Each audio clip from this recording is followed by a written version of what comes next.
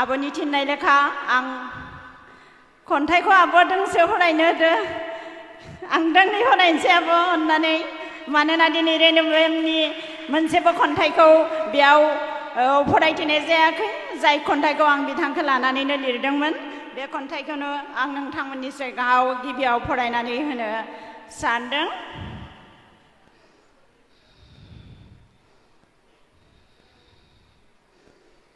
खन्थाइनि मुङा गेदेमाजो। गेदेमाजो मानि जेंना गैयामोन नोंहा जोनोमनि उनाव जेब्ला नों सिमां नुनो रोंदोंमोन मोगथांखौ होसो होसो नों खारफादोंमोन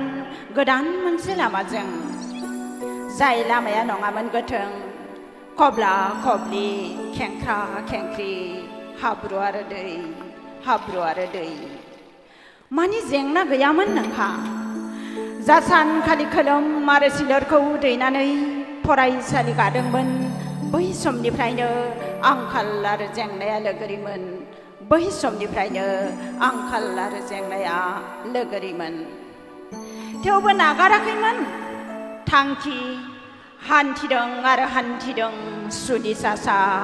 जाम्फै बारै बारै मारु संदान लामायाव आगाननि नेरसोन दोनै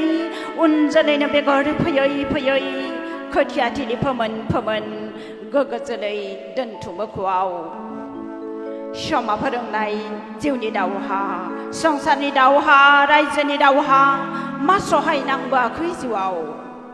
समा फोरोंनाय जिउनि दावहा संसारनि दावहा रायजोनि दावहा मा सहाय नांबोआखै जिउआव सिमांखौ गोबा गोबा रेबगननि मोदै फसर जारिमिननि बिलायाव दोनलांबाय बिमुं सहाय नांनाय खैसारनाय नासयनाय नेवसिनानै समजों दावहाथिलि थांखिनि मोन्थोर गोबा गोबा फावथायगिरि फावखुंग्रि लिरगिरि सोलोंथाइगिरि गोबां बिमुंनिगिरि गेदेमा नों रेनु बर' गेदेमा नों रेनु बर' मा मावाखैमोन नों बिलोआव फेल जावै